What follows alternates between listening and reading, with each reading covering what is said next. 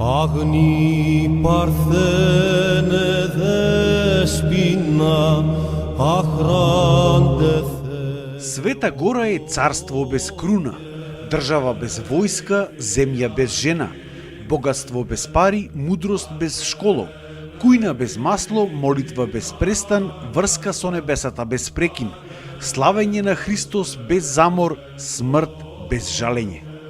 Оваа мисла на српскиот владика Свети Николај Велимировиќ можеби најдобро ја опишува градината на Богородица, како што ја викаат Света Гора Атонска, третиот крак на полуостровот Халкидики во Грција. И оваа година, по благословот на Богородица, успеавме повторно да го посетиме едно од најсветите места на земјата. Во оваа втора моја репортажа на порталот Инфокомпас посветена на Света Гора, повторно ќе се обидам да ви го пренесам барем за момент тоа чувство како е да се биде чекор поблиску до Бога. За тие што не се запознати, Света Гора, иако се наоѓа во Грција, е посебна монашка држава. Тука смеат да живеат и да влезат само маши. Максимум денови кои што регуларно може да ги добиете за престој тука се 3 ноќи.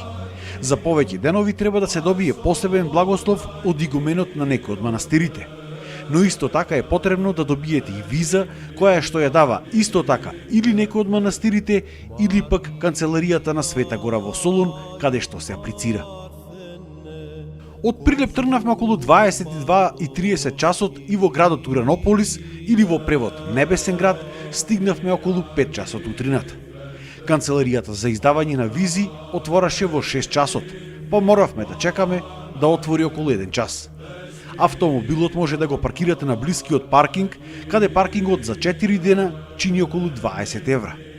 Откако ќе ја земете визата, која што се плаќа 25 евра, веднаш се вади карта за бродот Агија Ана од канцеларијата на бродската компанија која што се наоѓа веднаш над канцеларијата за издавање на визи. Картата за брод чини околу 8 евра. Тој е првиот брод кој што во 6 часот и 30 минути утрината тргнува за Света Гора, па затоа мора да побрзате со сите активности за да не го испуштите.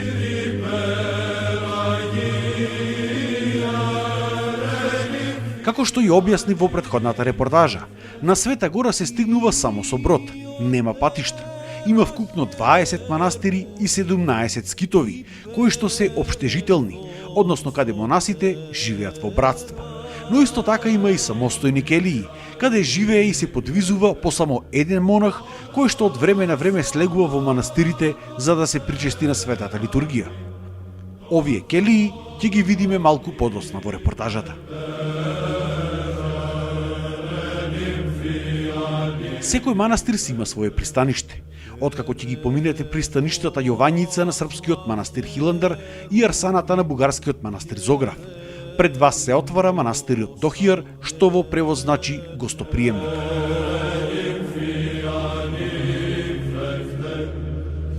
Тоа беше првото место каде оваа година повторно стапнав нова свето тло. Чувството исто како и претходниот пат. Срцето трепери, а здивот подзастанува со секој изминат метар. Ова место е навистина предворието на рајот.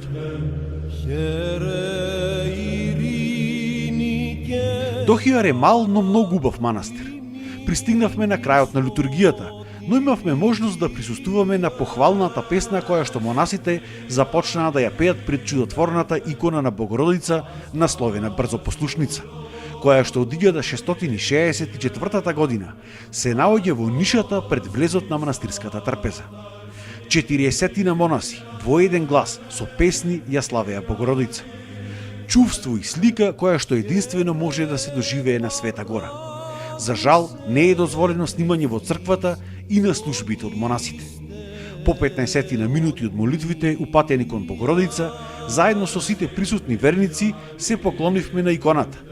Копија од оваа икона сега има и во Струмица.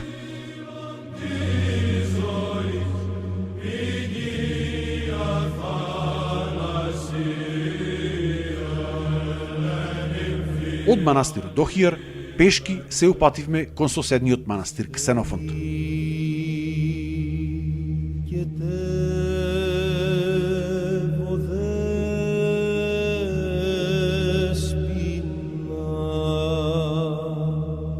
Манастирот во кругот има две цркви, едната помала, а другата поголема, посветена на Свети Ѓорѓи, каде монасите ни дозволија да се поклониме пред кивотот со неговите свети мошти.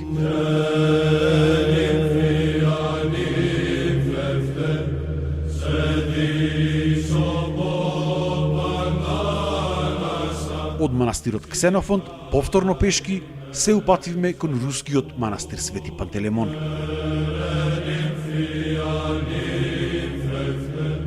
После неколку километри полесна планинска патека, пред вас ќе се отвори можеби највелелепниот и најграндиозен манастир на Света Гора, рускиот Свети Пантелеймон. Со својата големина и многуте конаци, цркви и параклиси, е голем како едно село. Тука беше и првиот ден каде што имавме благослов да преноќиме.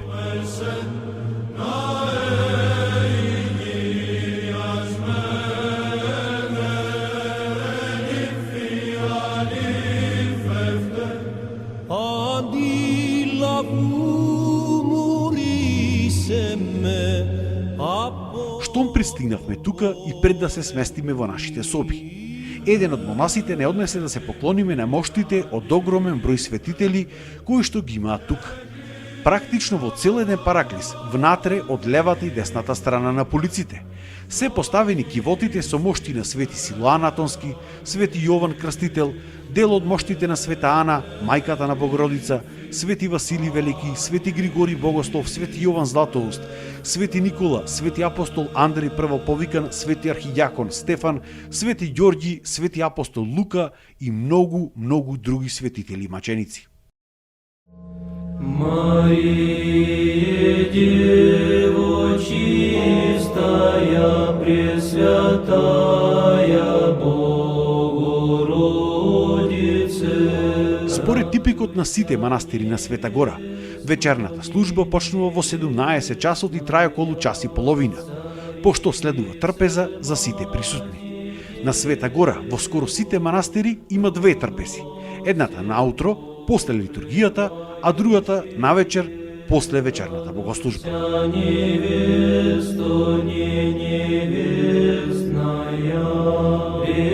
Интересно е да се каже и тоа дека на Света Гора времето се мери според византиското време, кое што е неколку часа понапред од нашето.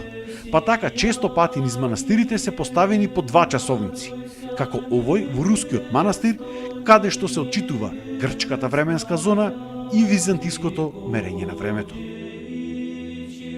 Откако другиот ден присуствувавме на литургијата која што започна во 4 часот наутро, а траеше се до околу 9 часот и 30 минути, се причестивме со светите дарови, телото и крвта на нашиот Господ Исус Христос.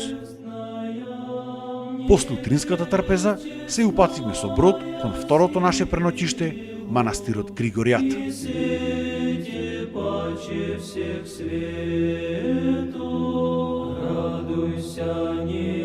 Во овој манастир се замонашени двајцата наши владици, епископот Климент и митрополитот Наум, а додека епископот Партени тука бил искушеник.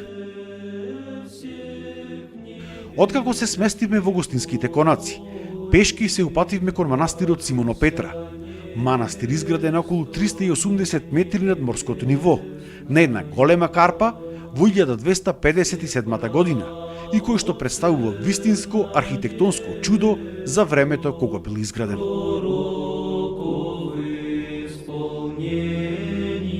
По околу час и половина пешачење по стрмна патека, која што најголем дел е изградена од камени, потпори и скали, пристигнавме пред манастирот. Во подножието на карпата се наоѓаат градините на манастирот, каде монасите си го засадуваат зеленчукот и овошјето за своите потреби. Од тука дел од производите се качуваат со мала електрична жичница или пак со мазги. Архитектурата на манастирот навистина е прекрасна, изградена повеќе катови, а внатре пак, бидејќи нема голем двор, се поминува како низ тунели за да се дојде од еден до друг дел.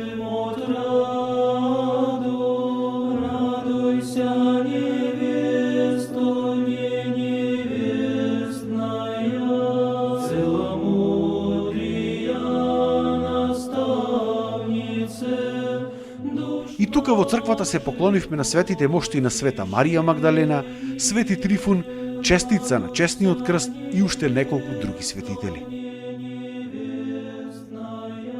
Потоа повторно се вративме во манастирот Григоријат, каде што преноќивме и исто како и претходниот ден во манастирот Свети Пантелеймон, присуствувавме утрината на светата литургија, каде повторно се причестивме, а потоа со брод заминавме кон скитот Кавсокаливија.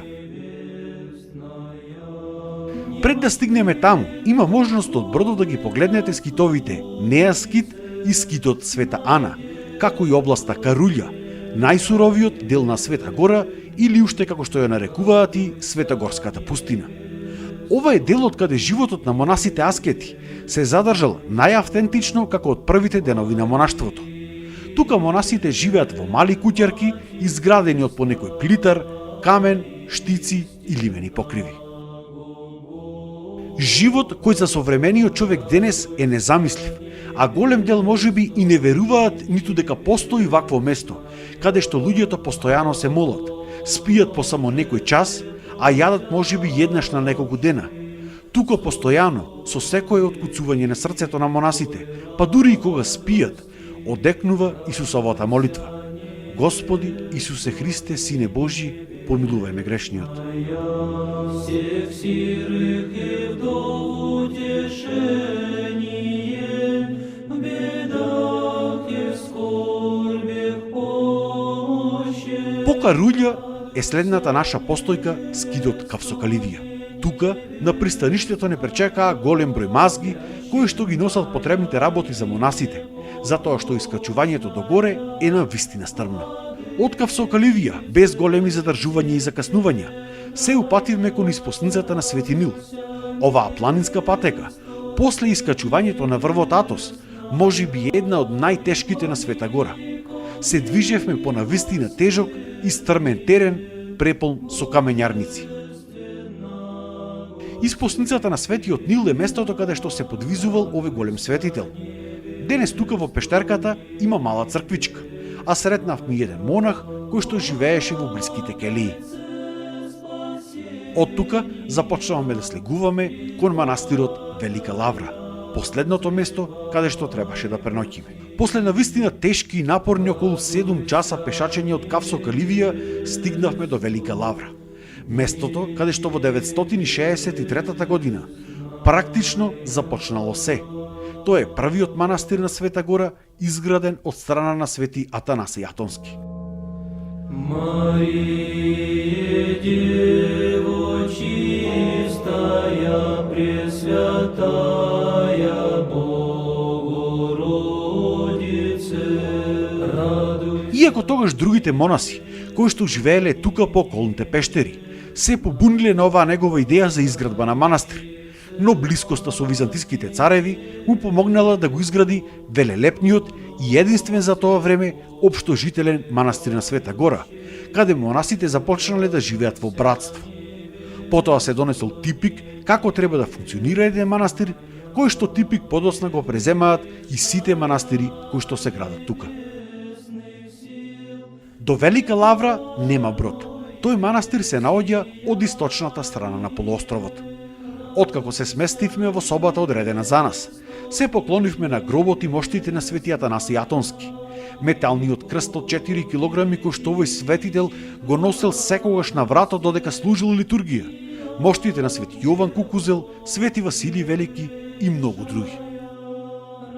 За жал тука не можевме да останеме другиот ден на литургијата, затоа што единствениот превоз од тука е со автобус, кој што тргнува во 6 часот и 45 минути и води до административниот центар на Света Гора, градчето Кареа. По околу 1 час патување, пристигнавме во Кареа. За разлика од лани, годинава имавме можност по благословот на Богородица во Портатската црква да се поклониме на една од најголемите светињи на Света Гора, а тоа е чудотворната икона Достојно ест. Го посетивме и скитот на Свети Андреј, велелепен објект кој што по стилот се разликува од сите останати грчки манастири, кој што го градел Николај Романов, последниот руски цар. До пред изградбата на црквата Свети Сава во Белград имал најголема црква на Балканот. Сега овој скит на Свети Андреј е грчки и е под владение на манастирот Ватопед, затоа што монасите заминале во Русија да се борат против комунистите за време на Октомвриската револуција и не се вратиле тука. А во Света Гора има правило, ако еден манастир по бројот на монаси падне под 7 мина, истиот го презема најблискиот друг манастир. Од тука повторно со автобус се упативме кон главното пристаниште на Света Гора, Дафне. Тука пристигнуваат бродови кои што имаат дозвола за превоз на патници и стока кон и надвор од Света Гора. Стотици верници од целиот свет секој ден слегуваат тука од бродовите и се упатуваат кон манастирите, пешки или таму каде што има некаков пат со комбиња или мини автобуси. Тоа беше последното место кое што го посетив за ова моje второ патување на Света Гора. Од тука со брод се вративме во градот Уранополис, со надеж дека повторно ќе дојдеме на Света Гора и идната година. Стане небесная, покровивши облака и страждущих пристанище.